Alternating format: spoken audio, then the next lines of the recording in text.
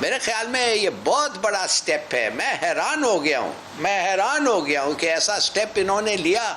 एक बहुत बड़ी डेवलपमेंट हुई है भारत और अमेरिका के हवाले से। और अब एक बड़ी खबर आपको बता दें, भारत और अमेरिका के बीच सिक्योरिटी ऑफ सप्लाई एग्रीमेंट पर समझौता हो गया है। अमेरिकी डीओडी, डिपार्टमेंट ऑफ डिफेंस, और इंडिया की मिनिस्ट्री ऑफ डिफेंस जो है, इन्होंने एक सिक्योरिटी ऑफ सप्लाई अरेंजमेंट के नाम से एक एग्रीमेंट साइन किया है आज। देखिए, सीधी सादी बात यह है कि इन्होंने ये किया क्यों।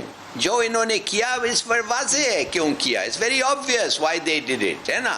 आईटी सेक्टर के अंदर, एक्सपोर्ट के अंदर एक अहम किरदार अदा कर रहा है और एक बड़ी इकोनॉमी आईटी की वजह से भी बन रहा है। एक तरफ प्राइम मिनिस्टर मोदी यूक्रेन में बैठे हैं, ये देखें रिवॉर्ड। अमेरिकन, आपको पता है, मैंने वो कहा था कि अमेरिकन बहुत सारी चीजें रोक के बैठे हुए हैं। अमेरिका और भारत ने पाकिस्तान से मुतालबा किया कि फौरी इकदाम के जरिए ये यकीनी बनाया जाए कि इसकी सरजमीन दहशतगर्द हमलों के लिए इस्तेमाल ना की जाए। तवक्को ये की जा रही थी कि इस महीने के आखिर तक वो जो IMF का एग्जीक्यूटिव बोर्ड है वो बाकायदा तौर पर मंजूरी दे देगा। मैं इसकी गारंटी करता हूं इस बात की कि इंडिया की मर्जी के बगैर आपको IMF लोन नहीं दे सकता, ना देता है। लेकिन अब उसमें लेटेस्ट डेवलपमेंट ये हुई है कि कम से कम इस महीने तो IMF का जो एग्जीक्यूटिव बोर्ड है उसका इजलास तो गालिबन हो रहा होगा, लेकिन पाकिस्तान जो है वो एजेंडे पर नहीं है।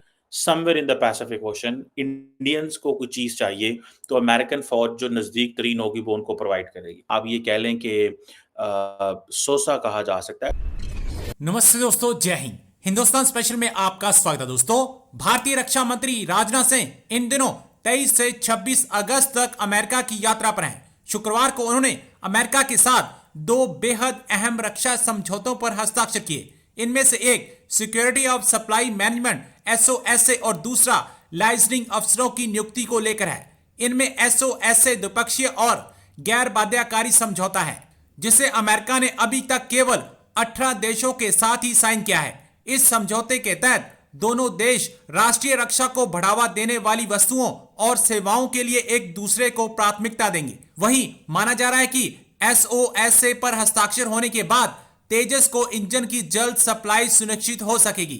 अमेरिकी रक्षा विभाग और भारत सरकार के रक्षा मंत्रालय ने द्विपक्षीय non binding security of supply management समझौते पर हस्ताक्षर किए। अब पाकिस्तानी मीडिया भारत और अमेरिका के बीच SOSA समझौता हो जाने से काफी हैरान परेशान दिखाई दे रहा है। एक बहुत बड़ी डेवलपमेंट हुई है भारत और अमेरिका के हवाले से कि भारत और अमेरिका ने 4 मिलिट्री फाउंडेशन एग्रीमेंट साइन किए हैं और इन 4 बेसिक मिलिट्री एग्रीमेंट साइन करने के बाद इस वक्त इंडिया जो है वो एक जो अमेरिका की जो इंडो पैसिफिक कमांड है उसका समझे इंडिया जो है वो हिस्सा बन गया। और इंडो पैसिफिक कमांड का एक पूरा डिफेंस नेटवर्क है।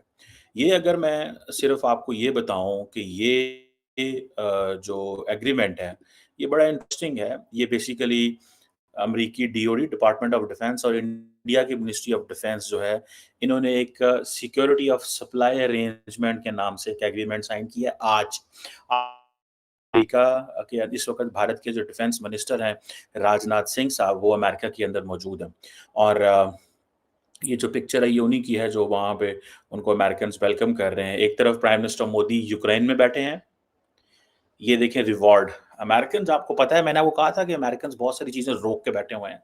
जो वो चाहते हैं कि इंडिया हमारे साथ ज्यादा से ज्यादा कोऑपरेट करे ताकि हम वो सारी की सारी चीजें इंडिया के साथ शेयर करें। अब अमेरिका और इंडिया क्या कह रहे हैं, ये एग्रीमेंट है क्या, ये अब अगले कुछ मिनट्स में मैं आपको इसके हवाले से बताऊंगा।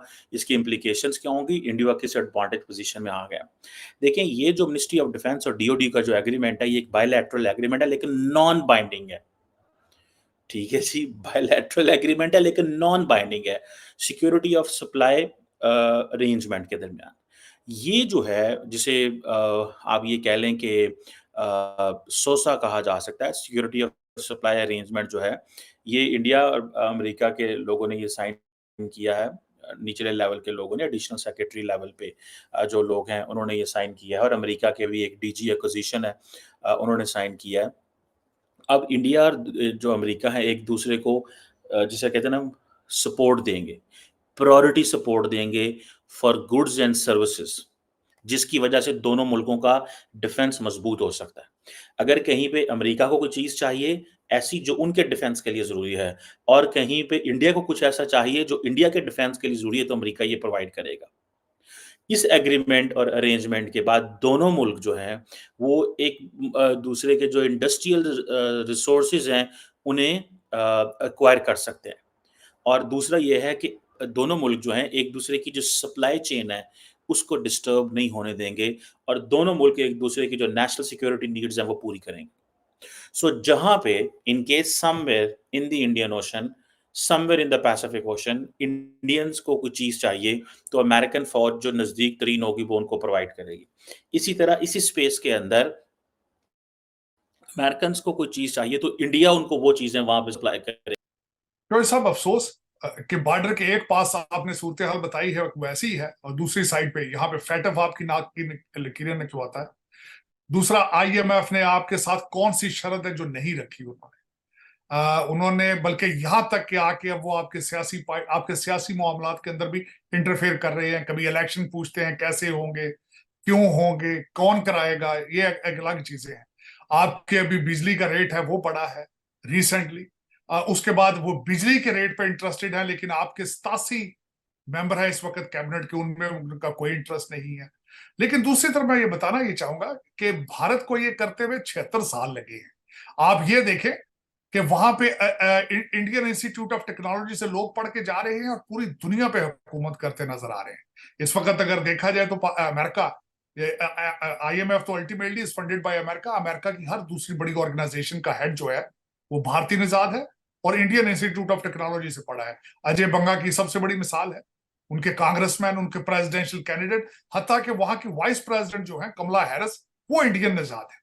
और जब दूसरी तरफ अभी रिसेंटली आपने और मैंने मिलकर, मुझे अभी याद है कि मोदी साहब का हमने जो ओवरसीज ट्रिप कवर किया था, तो उन तीनों चीजों के अंदर नजर आया था कि वो अपने भारतीय डायस्पोरा को प्रमोट करते नजर आए, वो भारत की करेंसी को प्रमोट करते नजर आए, वो UPI को प्रमोट करते नजर आए।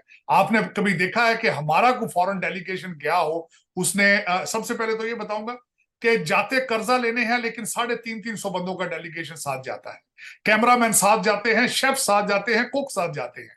तो कंपैरिजन मेरे ख्याल में, एक तो चोई साहब मैं अब इस पॉइंट पे पहुंचा हूं कि हमारा कंपैरिजन अब भारत के साथ करना पॉसिबल नहीं। डेफिनेटली सर, इवन जो लोग देखते हैं, इंडिया से बड़ी तादाद में ऑडियंस है और वो इस चीज से अब नाराज होते हैं कि भाई हमारे साथ कंपैरिजन ना करो। और मैं पर्सनली ये समझता हूं कि कंपैरिजन अब नहीं बनता, लेकिन सीखना तो बनता है सर, के सीखना भी नहीं। सीखना बिल्कुल चाहिए, मैं समझ, लेकिन अब टाइम आता जा रहा है कि आपको अफगानिस्तान से भी सीखना पड़ेगा। अब तो वो भी आपसे आगे जा रहे हैं। और दूसरा, मैं यहाँ पे सबसे बड़ी जो बात बताऊंगा जो उनके साथ कंपैरिजन नहीं बनता और दुनिया भारत के पीछे क्यों चलती है, $595 बिलियन का उनका फॉरेन एक्सचेंज है। आप 2-2 बिलियन के लिए आप नाक की लकीरें निकालते हैं।